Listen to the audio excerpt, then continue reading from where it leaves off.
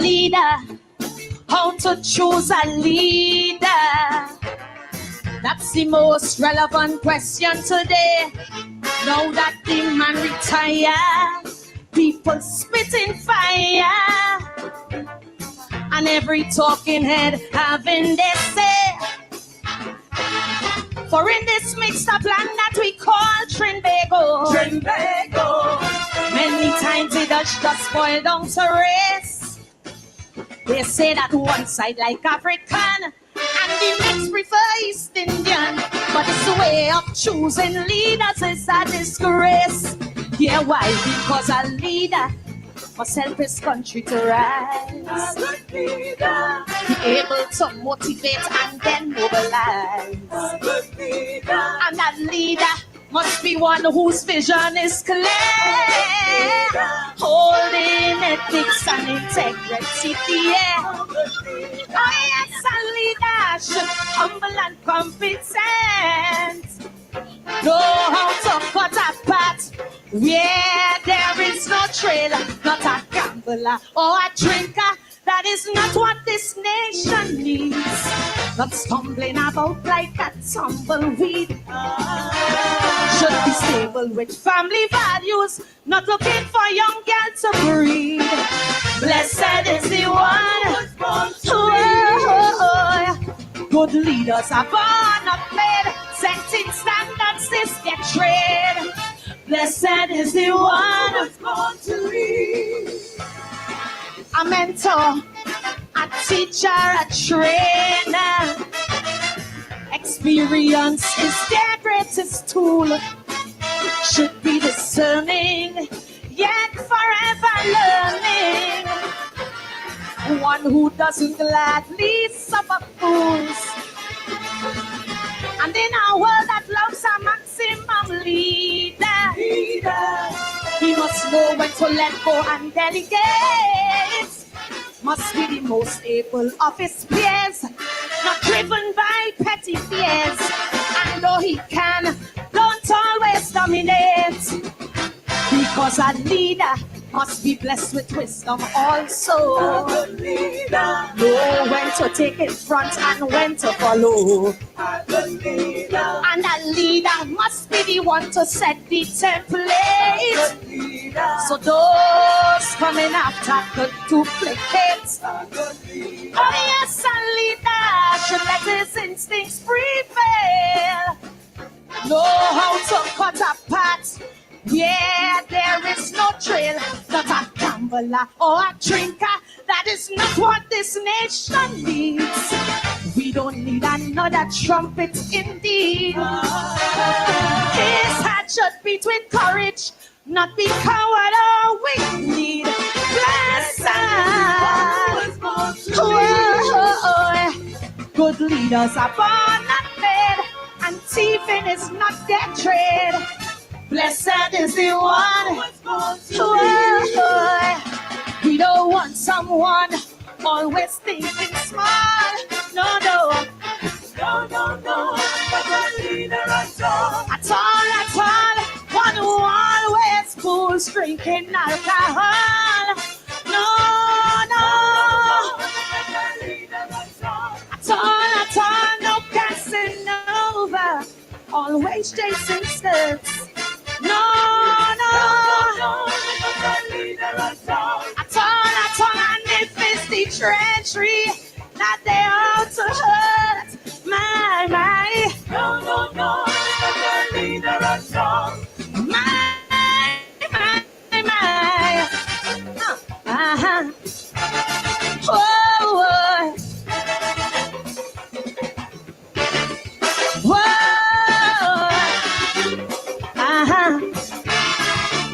Oh yeah, we don't want that. We can't handle that. A trickster, a con man, a hustler. We don't need someone specialized in fraud, but one to be respected and never rejected. Here at home and especially abroad. They don't have to be a lawyer or doctor. Their first degree should be And when it's time to decide, you cannot run, you cannot hide. A firm stand he must take, don't sit on the fence. Because a leader mustn't drift like sinking sand. A good leader, by the courage of his convictions, he should stand. A good leader, and a leader can't bend with every wind that passes. A good leader, to his values and principles, hold fast. A good leader, oh yes, a leader should be brave and competent for what he believes in. Go to every length, not someone seduced by flattery. That is not what this nation needs. We don't need another trumpet, indeed. Should be stable with family values, not looking for young girls to breed. Blessed, good leaders are born. Using race to divide us is not their trade. Blessed, oh, blessed, yes, good leaders are born, not made, and thieving is not their trade. Blessed, oh, blessed, yes, good leaders are born, not made, leaving us better off is their trade. Blessed is the one who was born to lead. Love you.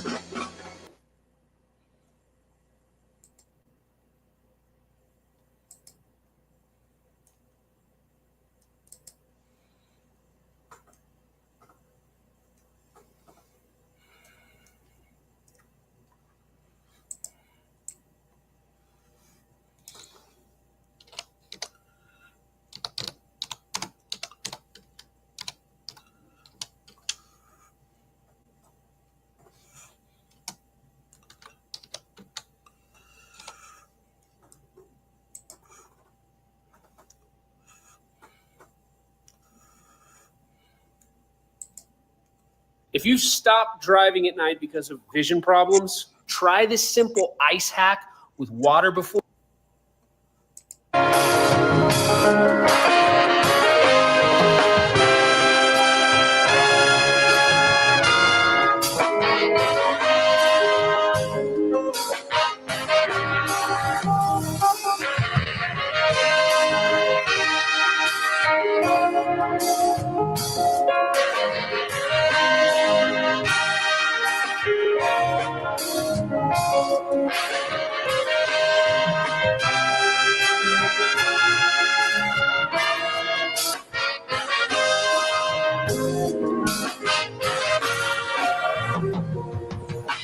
Greetings to you, Prime Minister. This letter is just for you. My intention was to give you this letter when the election was true. But since Dr. Rowley was stepping down, I figured I couldn't wait. I'm reading it now. I'm reading it now. Before it's too late. Before it's too late. I hear people say the PNM wasting the nation's time. I hear people say the UNC go scrape every last dime. And some couldn't choose between bad and worse, so I had to write this plea for the next leader of this country. Cause we need to see a nation full of success. We need a leader addicted to progress. Someone who's not here for the money and always giving us transparency. A leader with a clear destination and a direction like what we will see. Most respectfully, to whom this may be.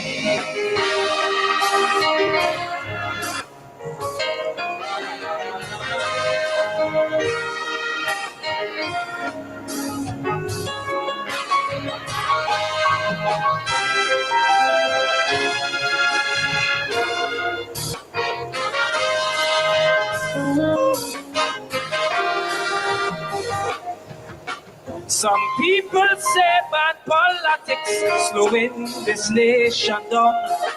And some people say implementation is where we does go wrong. But I say that they both are true, and that's what we need to see to fix our style of democracy. Some people say this moving world keeps on evolving, and some people say our infrastructure needs some upgrading. That's why I hope this letter you read for these issues to resolve. So sweetie auntie could start to evolve. Cause we need to see ministries that competent. Information you'll get in 10 seconds. Public servants who will answer the phone and give you advice with a pleasant tone. A bank run should take you the whole day. It's time we stop playing. I what we was seeing. Respectfully, to whom this may be.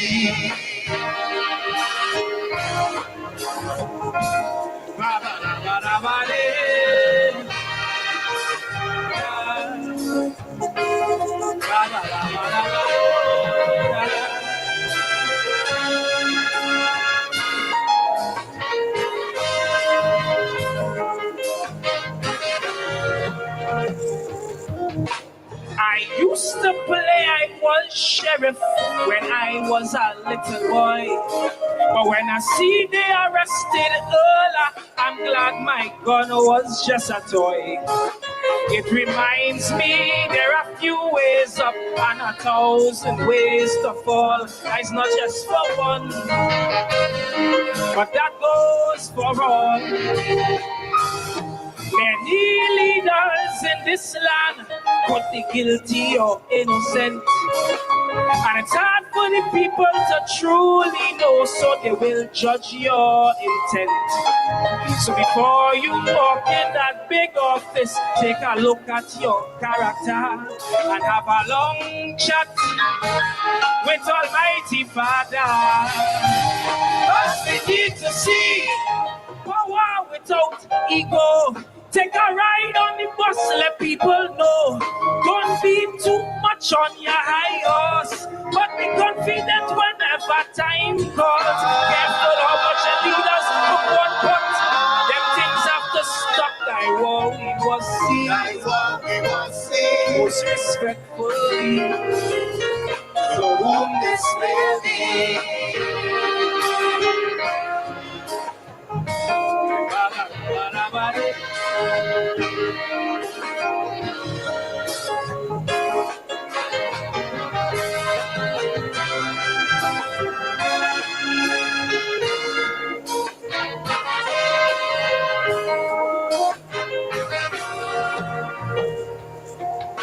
I'm sure by now you will notice this is written in the future tense, with hopes that you are a leader of great poise and great resilience. One who structures TNT with its local policies, not from global powers, but what the nation needs. I'm not going to lecture you on what's right and what is wrong, but I ask you based on the people's needs, keep your ears tongue on the ground.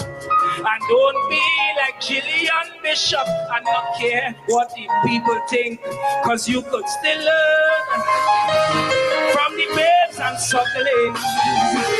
Cause we need to see TNT in the World Cup. Innovation from young people don't stop. A culture industry to hang the emblem high. So soca go stop trying to eat the pie. A leader who strike fair into criminals. That is critical. Thy war we was seen. Most respectfully, to whom this may be.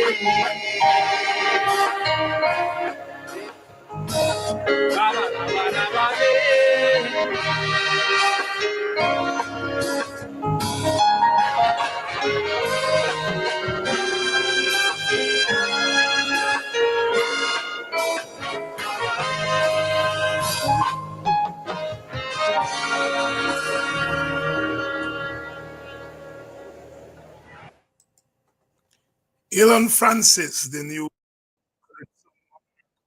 of Trinidad and Tobago, to whom it may be. And before that, we heard from the princess herself, Karine Ashe.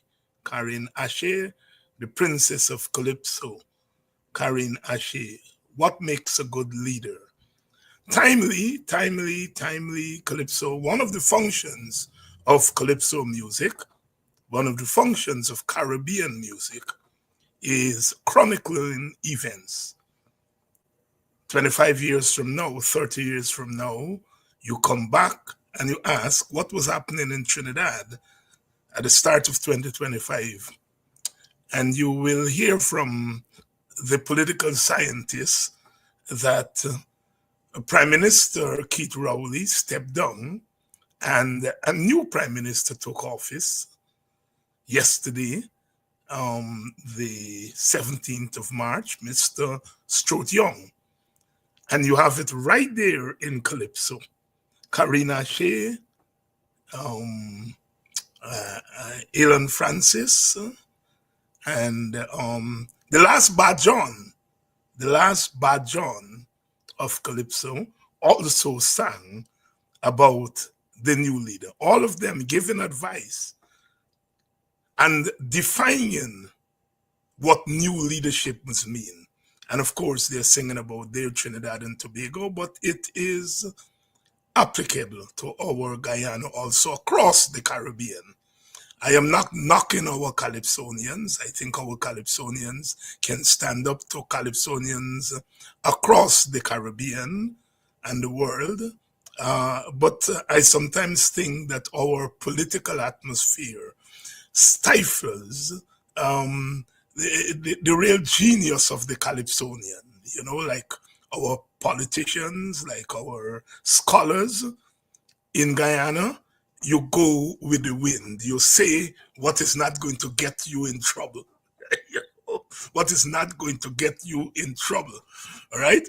And I think if our Calypsonians, our poets, if they are freed from that shackle, I think they will create music and art, dance, to compete with anywhere in the Caribbean, anywhere in the world. Last year, you remember that young Calypsonian little girl singing a calypso with the teacher's strike, and she was banned. This year, you have no little child singing about politics. You all understand what I'm saying? And so, you know, people say, well, Dr. Hines, you know, play some Guyana calypso, and I would love to. But, you know, and it's not just our Calypsonians, yeah? Like I said, our scholars, our political leaders. You all saw the other day, I said what I had to say. I used deliberate language. And people who are my political detractors, and even people who supported what I said, but I wouldn't use that language. So the PPP set the tone about language, and then everybody is commenting about language. So what will happen is that people will be fearful of using folk language because they don't want to be stained. They don't want to be said that they are impolite. And that's what dictators do. They scare people away because you don't want to be condemned. I play my politics by a simple rule, very simple rule. You use the most effective means possible to fight back against dictators. If dictators are in the mud, by God, I don't like being in the mud, the political mud, but I'm going to go down there and fight them there so that my son and his son don't have to go in the mud. I will go and dirty up today so that the generation after me don't have to go in the mud. And that is what I like about the Trinidadian calypso. They tell it like it is. They don't look to the politicians. They cuss up the politicians. In fact, the term that I use that people found so offensive, it's in a calypso in Trinidad that almost won the crown. Not in our Guyana. Not in our Guyana. As I said last night, there's a kind of hypocrisy. A newspaper writes biting editorials, which suggests that our government is a rogue government. But when some people take on the rogue government, the newspaper cut them off. It's a hypocrisy. Tonight, in fact, this afternoon, it may have started already. I just got back from class, so I've not had a chance to check. There is a demonstration at the Square of the Revolution for Melly Mel, who, as you know, is in detention in the United States of America. And I made the point last night, and I reiterate it tonight, that I am glad, I am so glad that some people are organizing that demonstration for Melly Mel, and they went on the road at the Square of the Revolution, which is a historic venue that is pregnant with rebellion. After all, it's Coffee statue that is looking over there, pregnant with resistance. But I ask the organizers, why didn't you organize something at the Square of the Revolution for the Moko people? Why didn't you organize something at the Square of the Revolution for Quindon Bacchus? Why didn't you organize something at the Square of the Revolution for biometrics? Why don't you organize something at the Square of the Revolution for a clean voters list? Why don't you organize something at the Square of the Revolution when they took away IDPADA-G money? Had we done that, this demonstration for Melly Mel would have been more effective because our people would have been in the mood of being on the road. I said last night, and I'm saying it again tonight, that when the history of this period would be written, we, the political leaders, will be given a failing grade when it comes to management of resistance. If the PPP is 90 meters, 90 yards down the track, had we not been so timid, they would not have been 20 yards down the track. They are at 90 yards, almost to the tape, because we have been so timid. The most timid political opposition, and I'm including myself, I'm not taking myself out of it, I am part of it. We will go down as the most timid opposition in the history of our country. And I'm going back to enslavement, coming right through. I have said here, and many people have said, Burnham would never think of putting a PNC slogan on the passport. And as I said last night, Burnham wouldn't think of doing that because Burnham had enlightenment. And an enlightened leader and leadership won't do something like that. But apart from his enlightenment, Burnham had an opposition which wouldn't allow him to do it. I mean, on the PNC time, they fly a flag over the Court of Appeal. The whole world knew. And these people have taken the party slogan and put in a state instrument.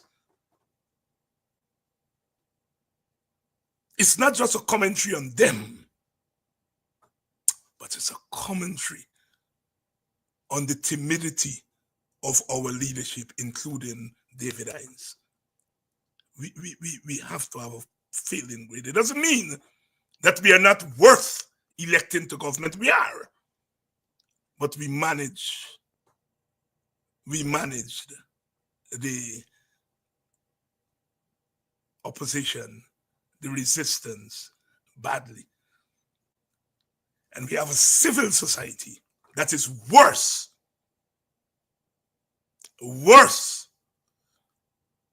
than the political leadership.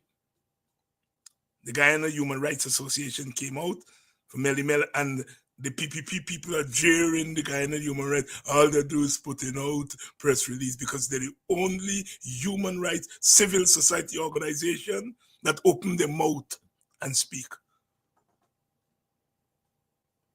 A pliant civil society and a timid opposition with a bold-faced government, you add them up together, it equals dictatorship.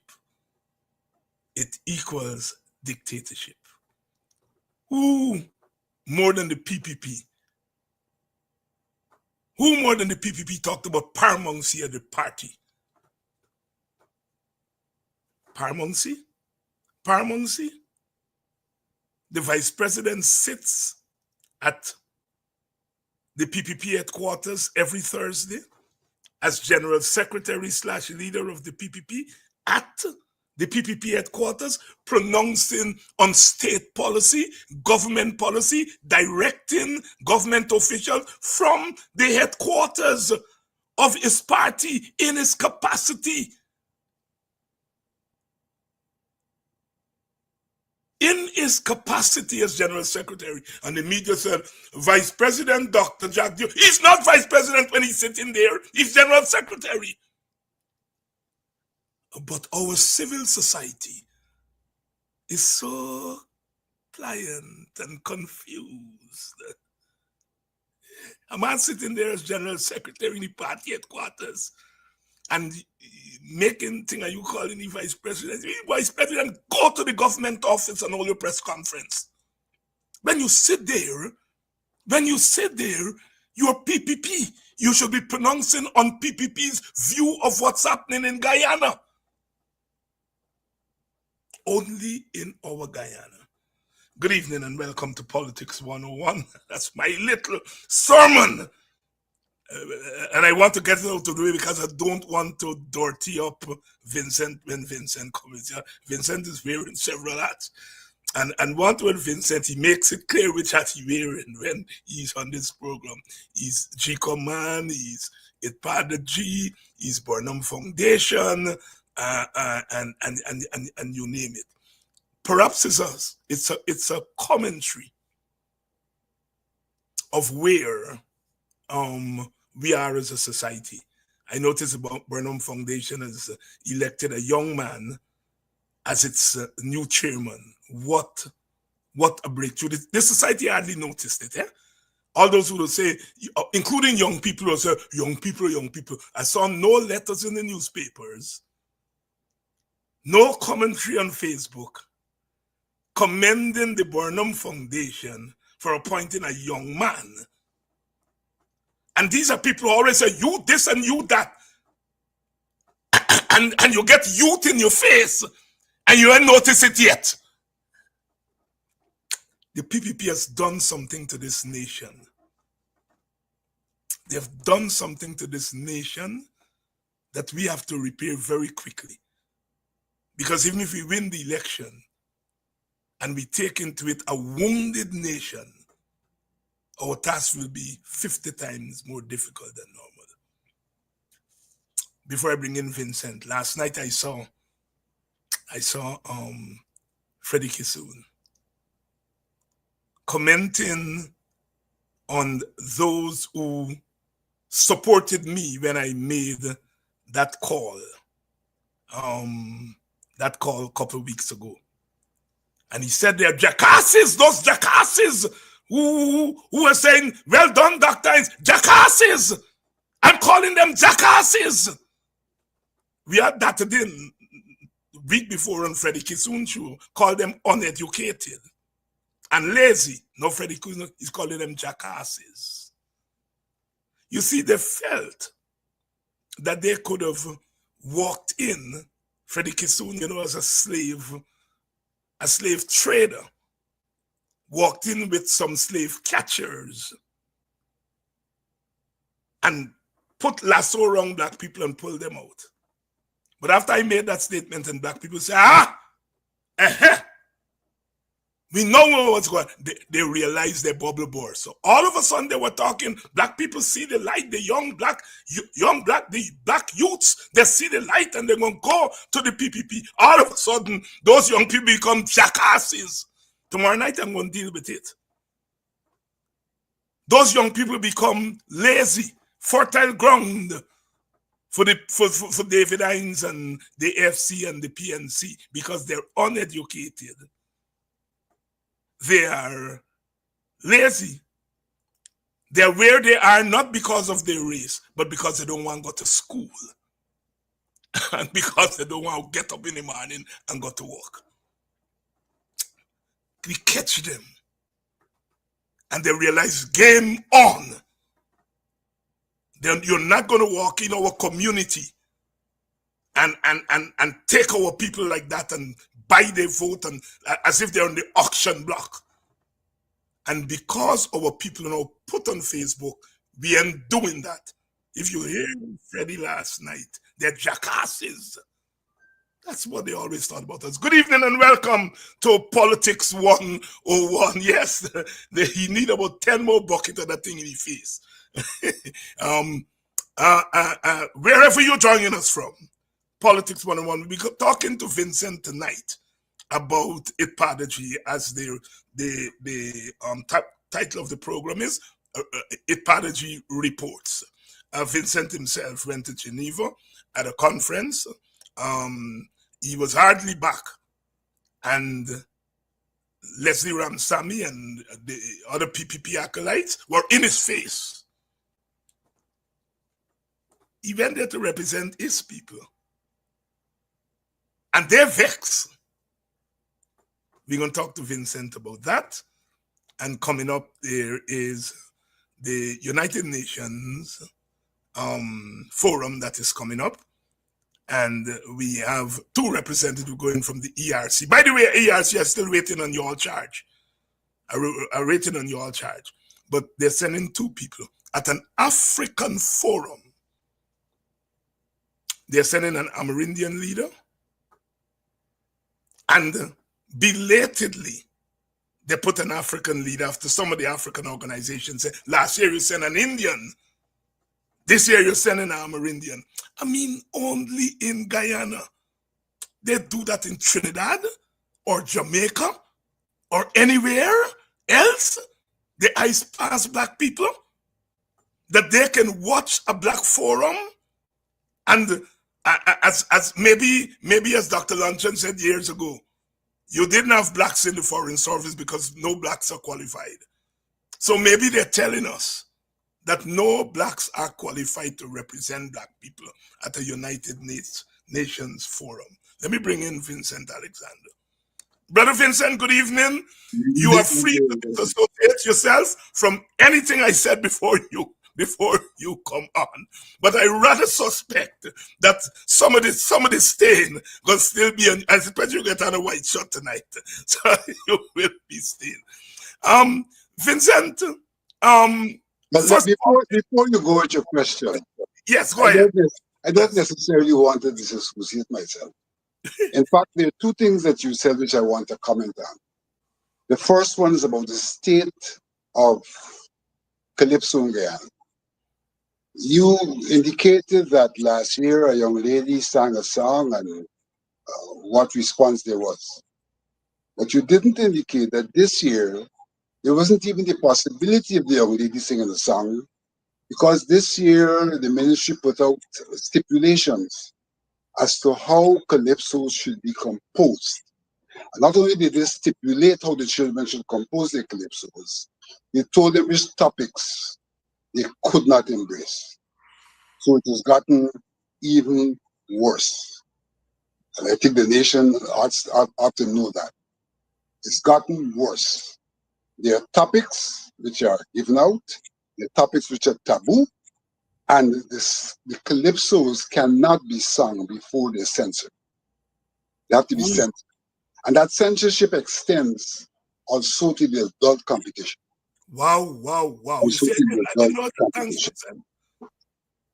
So that's the first thing I want to associate myself with. The second one I want to associate myself with is this contention of what you said and how low you have gone in what you said. And I'm talking here about your comment about the what is it? Bottom, Lick bottom. the lick bottom. Lick bottom Africans, yes. Right? And people have seen it in all sorts of ways. I want to see the following. There is something generally referred to as the post-traumatic syndrome. It could be post-traumatic slavery syndrome. It could be post-traumatic anything syndrome. And I would like to suggest that one of the problems faced with people of African descent, and in the particular instance that you mentioned, is a post-traumatic syndrome. When people, and by post-traumatic syndrome, we mean that somebody is affected and disadvantaged and try to react to that, sometimes very subconsciously, to take themselves out of the state of being disaffected and being disadvantaged. So when somebody, for example, is charged and they claim that they're wrongfully charged and all of that, they have options. They could either fight against those charges, and that in itself would represent a post-traumatic syndrome, the way in which they fight, because it wouldn't be orthodox. People wouldn't understand. They would fight like affected persons. But they could also, on the other hand, decide that rather than fighting, they will subject themselves to these people to be relieved of the consequence of the syndrome. And I think that you identified an instance where an individual, in an attempt to relieve himself of the syndrome, has decided to go under rather than to go over. And therefore, I have no problem with you being able to use the dialect, the folklore, to give a description to something that has affected us, that has affected us. And this time I'm referring to people of African descent. There are many instances in which the way we behave, whether it seems to be positive behavior or negative behavior, has been influenced by the syndrome, the moment of being disadvantaged, the moment of being affected, and our response, negative or positive, progressive or regressive response to that moment of being affected. And I want to give one example, which is related to IDPADA-G. You know, very often the people of African descent are said to be the ones who occupy the public service in large majorities. And it's even been said that they have done this through the discrimination of Indo-Gangs. The fact of the matter is that the trauma we experienced when we were flooded out from our villages and could no longer pursue entrepreneurial activities in the form of agriculture for a livelihood, and decided that we would go into the public service, the public sector, that was our response to this trauma of being disadvantaged in terms of how we were going about our livelihood. Our response was to go to the public service, the public sector. And lo and behold, we are now being accused of occupying too much of that and forcing people out. The decade is about how do we in fact address these issues? How do we in fact address the syndrome in a manner which is not merely responsive and sometimes disadvantageous, but in a manner which returns us to an equal position with others, using the mechanism of equity. And let me make one last observation in that regard, and this too is related to what we talk about later.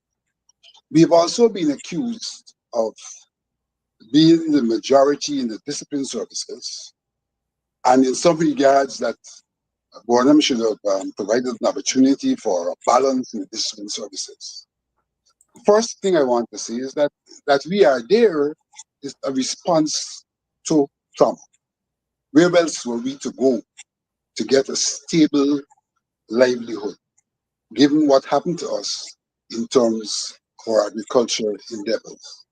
But the other point I want to make is that there is this contention that we should provide for the entry of others into the police force and the GDF and so forth.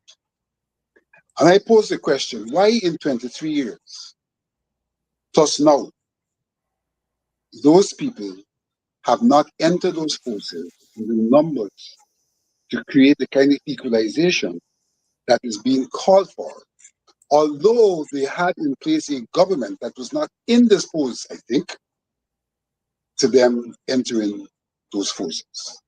We are there because of the syndrome. But I want to go further to say this, that in Guyana, we have a large private security force. A large private security force. A private security force which is dominated in terms of its ownership and its leadership by Indo-Guyanese, but at the same time dominated in terms of its membership by Afro-Guyanese. So that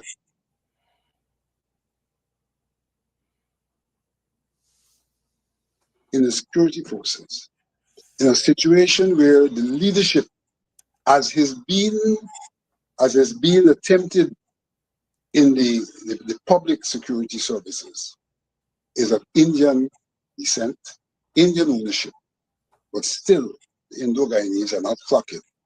And therefore it once again shows that there's a reason why they're not flocking, it's not their inclination, and why we have flocked, because it's the place where we have been able to overcome the trauma of dispossession of our villages for agricultural purposes.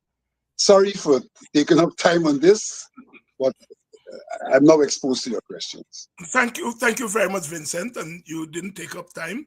I think that's a good segue into what we're going to be talking about, because it's important that we frame our conversation in a particular way, because we are at a critical period in which we have to mobilize, educate, resist, all at the same time. And so every opportunity one gets to speak on these issues, we have to. We did play on this program excerpts from your presentation and Dr. Campbell's presentation on the Globe Span program the day after. We played clips from it on this program. So, and for me, it is still the only grown-up discussion, at least by half of that panel, on the question that we face. You know, I think one thing that those who are detractors of some of us don't take into consideration is that, you know, since the end of the civil rights movement in the United States in the 1960s, it's been almost 60 years. And during that time, we have developed an academic field that is called Black Studies, in which we study the psychology, the sociology, the politics, the culture, everything African. And even within Caribbean studies, there are aspects of Black studies. In fact, now in the United States, Black studies used to be African American studies. It's now Africana studies that includes Caribbean studies or Afro-Caribbean studies. I teach in one such department, and I am the quote-unquote Caribbean component of that curriculum. And I say that to say that when we deal with these issues, we're not just dealing with them from an emotional standpoint, as they like to say, oh, we are emotional, listen to our outbursts. We are dealing with it from an analytical and an academic and intellectual standpoint, because we do have an academic discipline in which we study. So somebody like myself could anticipate the Kissoons and others in the PPP and how they would react to the anything black, and how they would react when faced with reasoned intervention. I think it's one of the things, one of the advantages which we have at our disposal.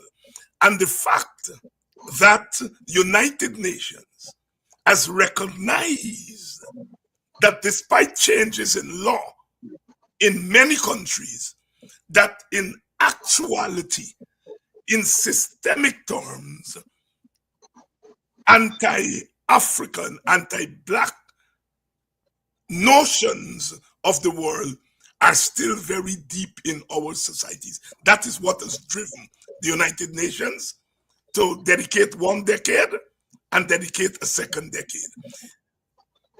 Partly, the United Nations is responding to what we in the academia, who have been studying the Black experience and have been explaining it from that standpoint, the United Nations has caught up with what we have been saying in the study of the Black experience.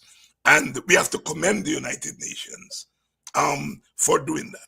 Which brings me now to the question of IDPADA-G. You were in Geneva at a recent meeting. Tell us what that meeting was about, and what was your contribution on behalf of IDPADA-G? Well, that meeting is referred to as the Universal Periodic Review on Guyana's human rights. Every 4 to 5 years, there's a review of the state of human rights in countries, and the UN convenes a forum to address that specifically. As a precursor to the actual forum, where the government has to be in attendance and to answer for their stewardship over the last 4 to 5 years, the UN provides for civil society to attend the pre-session of the forum, at which civil society can report on from their perspective where we're at with human rights, and specifically to speak to the way in which the state, the government, would have responded to the recommendations coming out of the last such review. And this review will then call upon them to respond to the recommendations coming out of the last review, as much as this review will also make recommendations for the period going forward, and then at a subsequent time, they'll be called upon to respond to how they have actualized those recommendations. So my attendance was IDPADA-G, International Decade for People of African Descent, Assembly Guyana, as a civil society organization, as a non-governmental organization, which looks after and represents the interests of the people of African descent to the detriment of no one else, going to that forum to indicate where we are at as a people of African descent.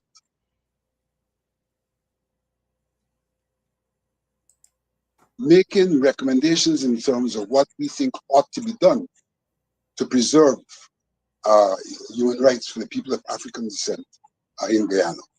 And you know, David, this attention to the forum in Geneva, where many countries were present. The session that I attended, they looked at the question of human rights in relation generally to Switzerland was one country which was there. speaking on the question of human rights, and there were other third world and developed countries all reporting on the way in which their states and their governments had been addressing the question of human rights. Switzerland, as I said, was there reporting. Turkey was another country which was there reporting. And if I'm not mistaken, Mexico may have been another country which was there reporting. Previous days before I got there, you had some African countries as well reporting. And the reporting took the form of very short presentations, which were in a sense screened before, pointing to issues of human rights achievements and or human rights violations in the countries. Present at those sessions were the missions of countries that are resident in Geneva. And in the case of my presentation, the government of Guyana was present in the person of Leslie Ramsamy, Dr. Leslie Ramsamy, who is now, I'm advised, the ambassador to Switzerland, as much as he is the government's representative to the United Nations offices in Geneva. He was present, along with a cadre, I think, of 3 to 4 diplomats who witnessed my presentation. They were given an opportunity after my presentation to confront me, to ask questions. They did not take that opportunity, but lo and behold, approximately 2 weeks after, using Ghana Times, where I will not get an exposure, Leslie Ramsamy, under his column called Ruminations, sought to attack me and accuse me of being a bald-faced liar. Now, I don't think he realized that the caption of his column is Ruminations, and that he was in fact ruminating when he made those comments in relation to me. What he sought to do was to suggest that I had lied. So let me tell you what are the areas I covered in my presentation. Short, crisp presentation. I covered the area of discrimination. And in that regard, I made specific reference to the Ghana Police Force.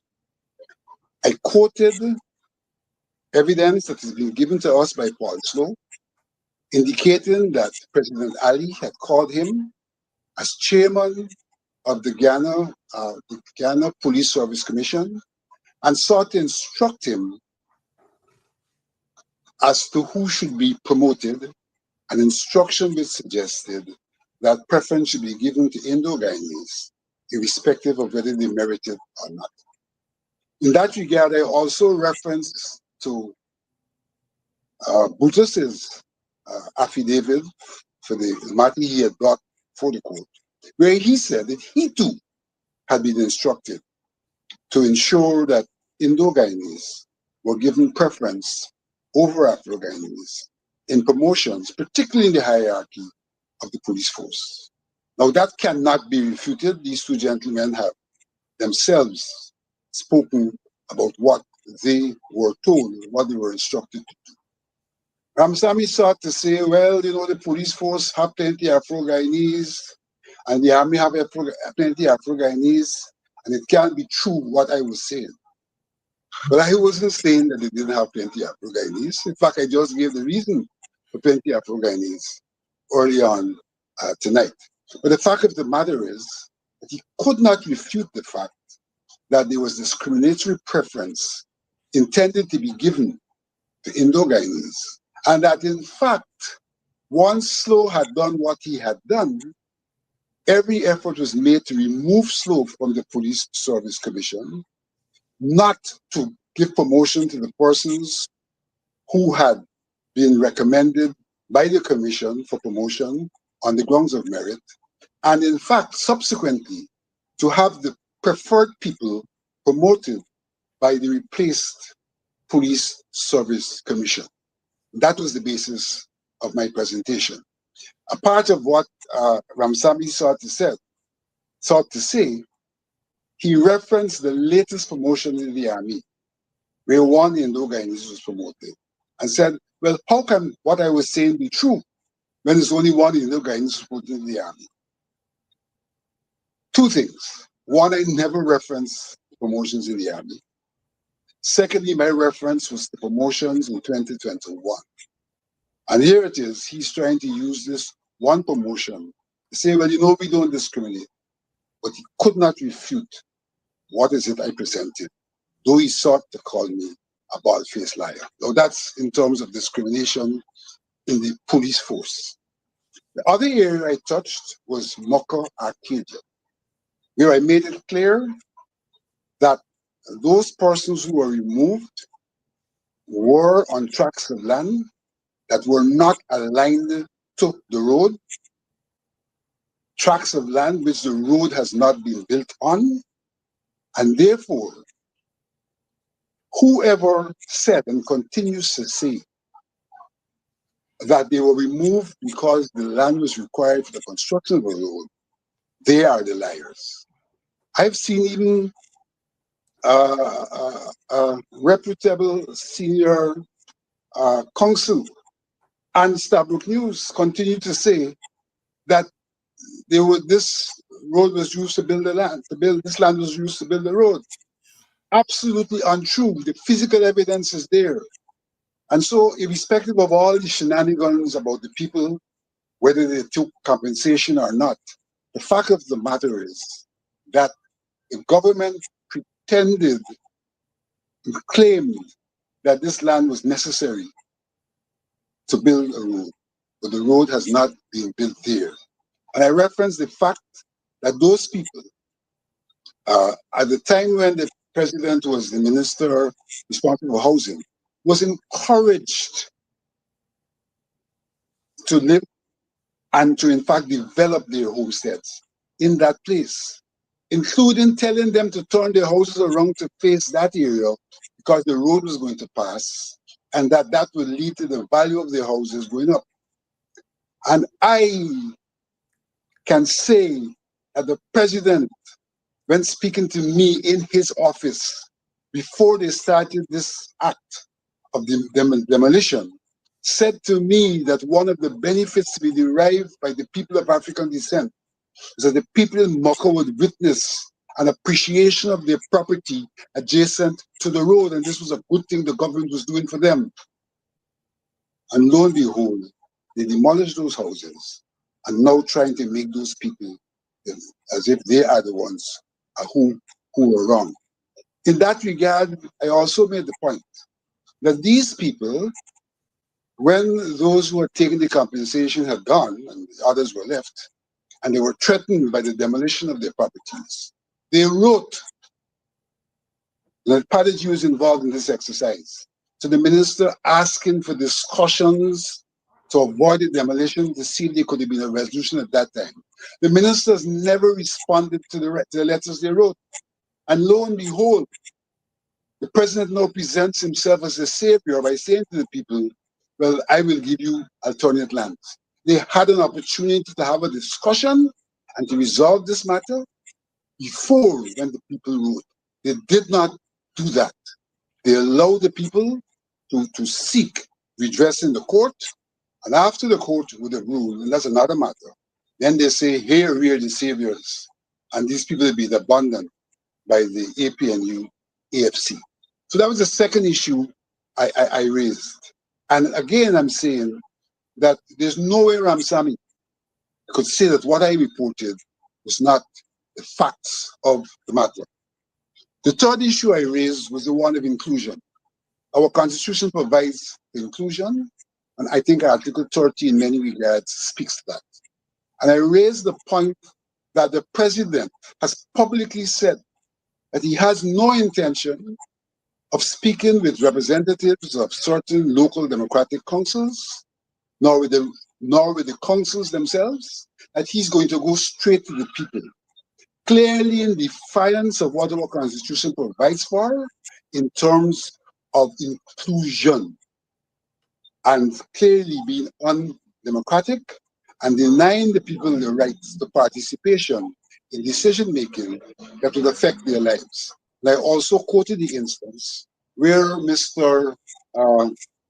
McCoy accompanied the senator to Mocha Arcadia and sought to shut people up when they attempted to speak. But because of the good sense that prevailed, the Senate intervened and told Kwame not to interfere with people making their presentations. And so that was the third instance. And the final instance which I referred to was the way in which contracts are distributed across the country. And I made the point, and I make bold to make the point again, that whilst there may be a large number of small Afro-Guyanese contractors who are getting contracts, that is not the hub of the contracts in terms of the money. That is the pittance. And even as they get that pittance, very often, because they don't have the capacity, and nothing is being done to help them to get the capacity, they do not have the equipment required for the execution of those contracts. And they have to turn back to the same persons who have the heart of the contracts or who are now sitting back and renting them machinery. And so, in fact, very often, out of the contracts, they're getting next to nothing. As much of the money goes to the persons who are renting them the equipment, which they do not themselves have. And so we continue to have a situation where the people of African descent are by policy discriminated against in this country. And that is what I went to report on, with the hope that the United Nations would have the government answer to those things, would admonish the government for their conduct, and make recommendations for them to do what is right in the context of human rights. Vincent Alexander here, chairman of IDPADA-G, reporting on a human rights meeting he attended in Geneva, Switzerland, representing IDPADA-G. And as you heard there, he outlined in the limited time he got some of the more egregious acts by the government as far as human rights violations against African people in Guyana. And the government, as they are wont to do these days, they're denying that African Guyanese are being discriminated against. At a previous forum, they did argue, the government argued, that African Guyanese are not in the condition that they are. They don't deny, but they say the condition that African Guyanese are in are of their own doing because they made unwise decisions after they came out of enslavement. And so what we are seeing here from the government is an official narrative that seeks to give the impression that African Guyanese, if they are if their condition is as bad as their leaders are saying, has nothing to do with the government and the state. It has everything to do with them. And of course, that is consistent with what we have been showing you on this program. The African Guyanese are where they are, not because of their race, but because they don't want to get up and work. They don't want to get up and go to school. They are stupid, and all the other terms that they use. Vincent, there is a United Nations forum coming up. I think it's an annual forum, and IDPADA-G would be going to that forum. I understand the ERC would be going to that forum. A couple of weeks ago, and a few organizations affiliated to IDPADA-G wrote a letter in the daily newspapers pointing out the fact that last year at that forum, ERC was represented by an Indian Guyanese brother. I think he may have led the delegation, and that this year there was going to be a repeat of that. Later on, we saw that they said the delegation would be comprise 2 members of ERC, an Amerindian member, Mr. Simon, and an African member, Mr. Witter. Tell us what that meeting is about. Remind us what that meeting is about, and then walk us through that initial complaint that was made about the composition of the ERC delegation. What is coming up on the 14th to 17th of April is the fourth forum of the permanent fourth session of the Permanent Forum for the People of African Descent.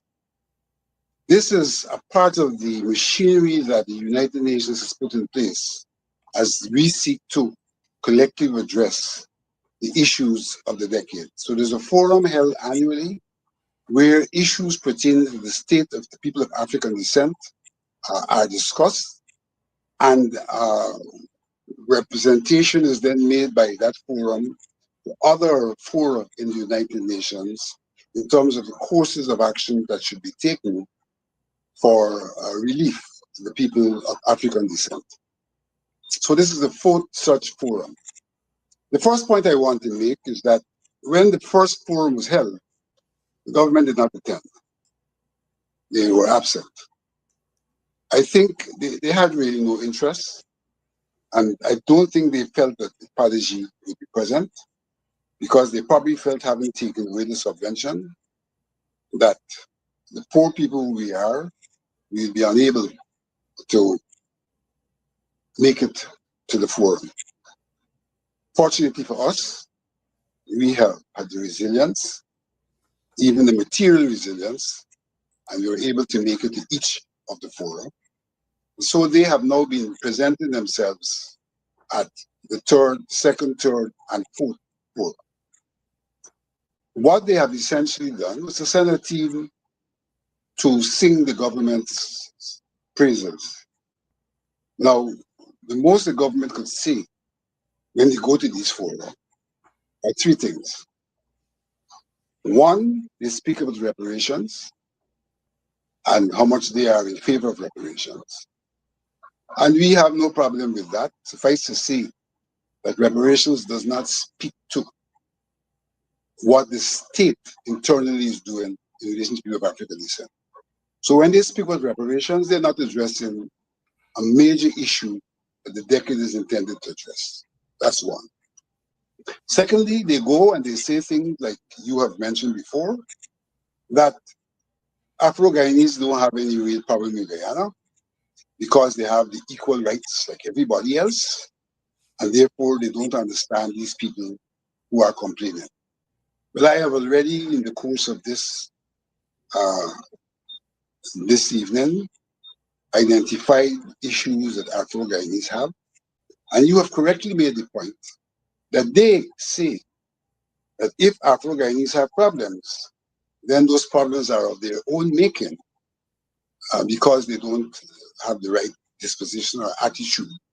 Now, I have early on talked about post-traumatic syndromes, and one has to understand, even if, and mark me, I'm saying even if Afro-Guyanese have some of the problems they're referring to, and those problems are a regressive response to the post-slavery traumatic syndrome, which has become a part of our DNA. It's not any longer a problem of trait, it's a problem of DNA. There are scientific studies to show that these social issues can become ingrained in the DNA of a people. And therefore, these are issues to be addressed and not issues to be blamed and condemned, as how insidiously I think they are being condemned when the Private Sector Commission talks about involuntary unemployment. It's very insidious.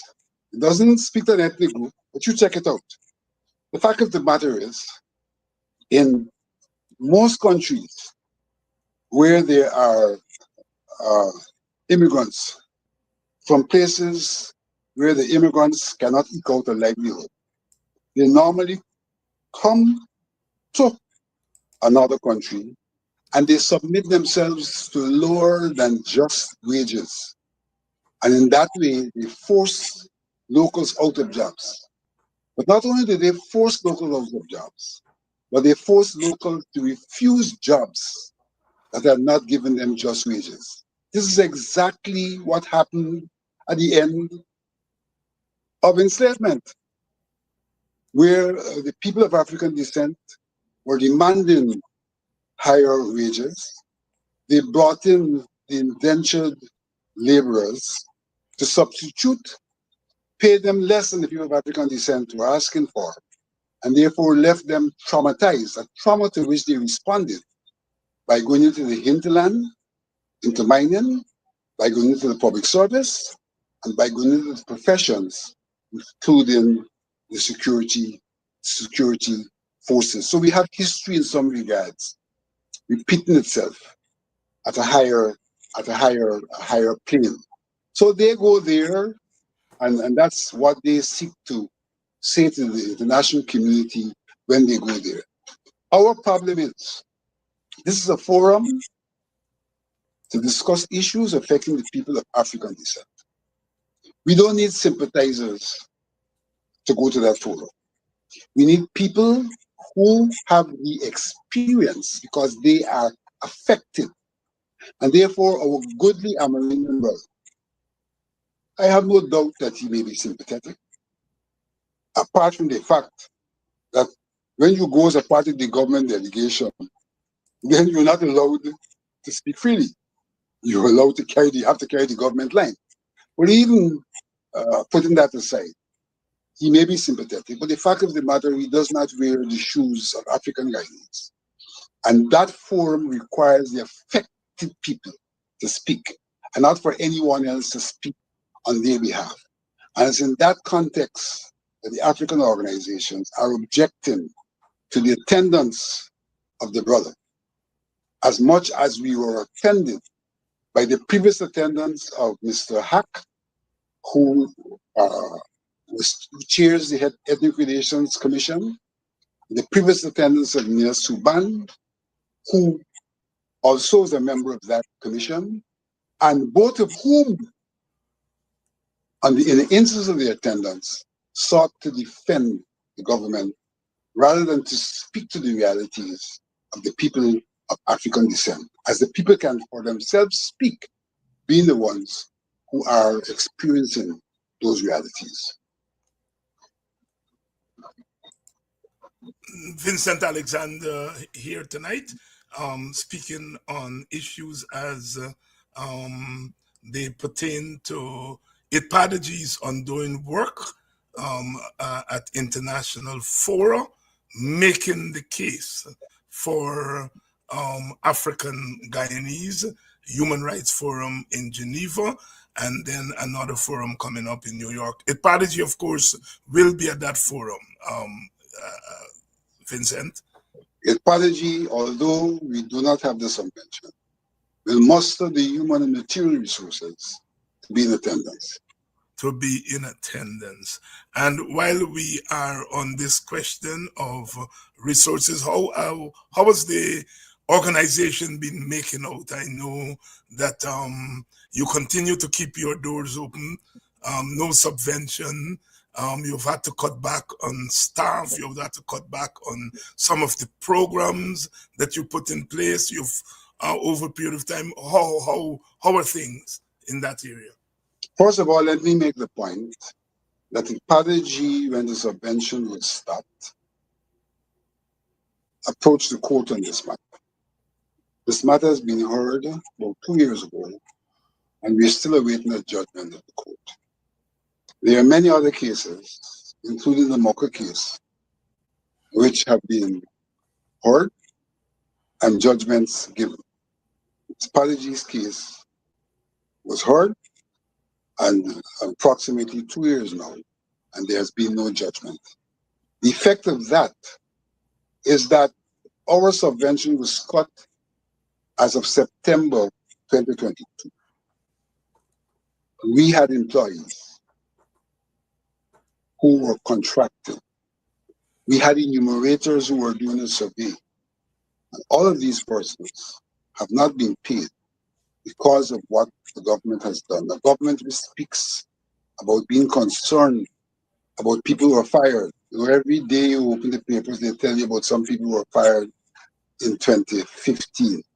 And here it is, that they are responsible for us not being able to pay people who were legitimately and contractually hired. Those people, we had to send them home, unfortunately, and they couldn't pay them all that was due to them because we didn't have the subvention. So that we are affected, and individuals are affected, no different to how the sugar workers are claimed to have been affected, except that the sugar workers eventually got severance. These workers have gotten nothing. Numbers far less, but the principles are exactly the same. But having said that, I'm saying that we at IDPADA-G, at the level of the Coordinating Council, and in conjunction with a lot of civil-minded and Afrocentric people, are mustering sums of money to keep our doors open and to be in attendance at much cost at forums such as Geneva, forums such as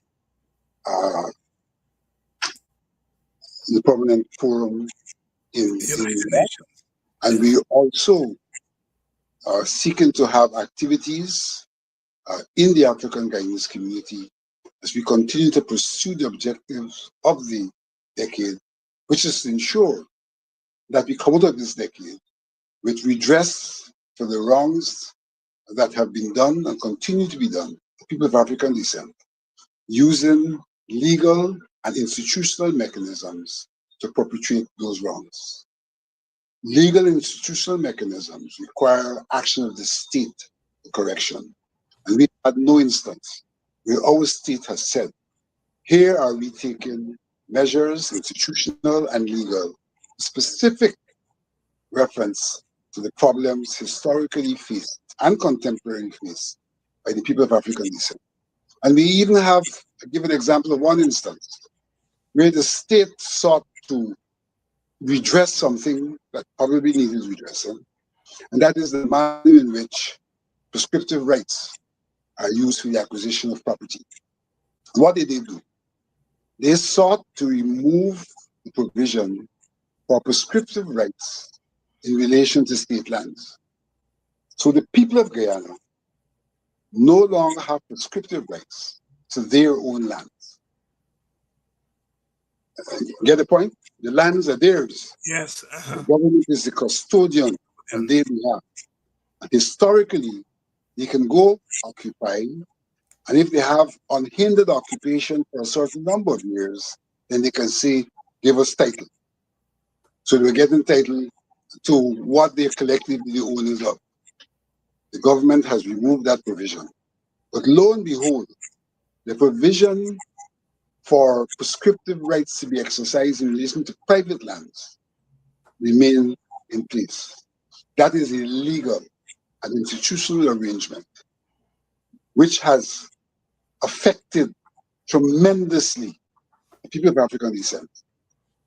And though the government is obviously aware of the impact that such a provision may have on ownership of lands, they have taken no action to relieve the people of African descent of that legal and institutional arrangement, which has been horrendous in the experience of African Guyanese land owners.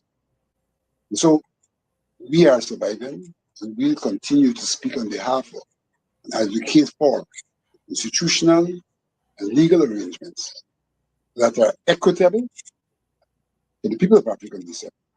As much as we are possible, we will be involved in exercises of empowerment, and further to that, where possible, actually provide resources for empowerment.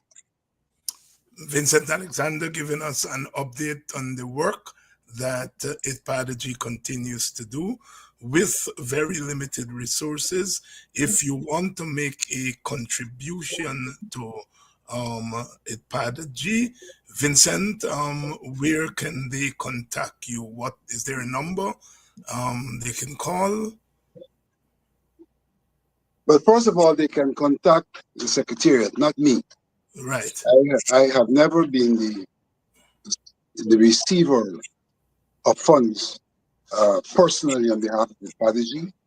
I've never been the disburser of his funds on behalf of IDPADA-G. That is done by a professional secretariat. I don't have at hand right now the phone number to be called, but anyone can also contact IDPADA-G at info@idpadag.gy. info@idpadag.gy. And You can be contacted. do you have a Facebook page? And we do have a Facebook page as well as our secretariat is located on North Road, where late President Hoyt resided. And so we can be, in fact, reached at that address. And we have an office that's open routinely from 8 in the morning to 4 or thereabout in the afternoon. Vincent Alexander tonight. Vincent, as usual, I want to thank you very much for coming on to the program and updating us on what's going on with IDPADA-G. Any closing thoughts before you go? But suffice to say that IDPADA-G is soldiering on, and we hope that the people at large and the people of African descent have a clear understanding of why there is an IDPADA-G and lend their voices and any other means available to them to IDPADA-G, so we continue to pursue recognition, justice, and development for the people of African descent as the UN has considered necessary. And having considered it necessary, please be reminded that the UN has extended this period for another 10 years. So we now have a new decade for the people of African descent, very similar to the fact that the UN gave to the Amerindians 2 decades. Thank you. Thank you very much, Vincent. Vincent Alexander tonight, IDPADA-G and the work it has been doing. Those of you who went to the Square Revolution earlier this evening, I think that event may still be going on. We would like to congratulate the organizers for organizing such an event. We need to do more of that and not be selective in our outreach. We want to congratulate the organizers. There's also a GoFundMe that is circulating on Facebook and other social media platforms for those of you who may wish to contribute to the Defense Fund for Sister Melissa Atwell, Melly Mel, who continues to be incarcerated, detained at this time. Many people have asked me whether she will have to remain in custody until the June date that is given for her arraignment before a judge. I think she has the option of bail. So our lawyers may move to before a judge to ask for her to be given bail. We'll continue to follow that story. Again, thank you all very much for staying with us. Another night, another edition of Politics 101. We come back tomorrow to continue our mobilization, our education, and bringing you the kind of information and perspective that is going to contribute to our forward movement as a country. Thank you all very much for another edition of Politics 101. See you all tomorrow night.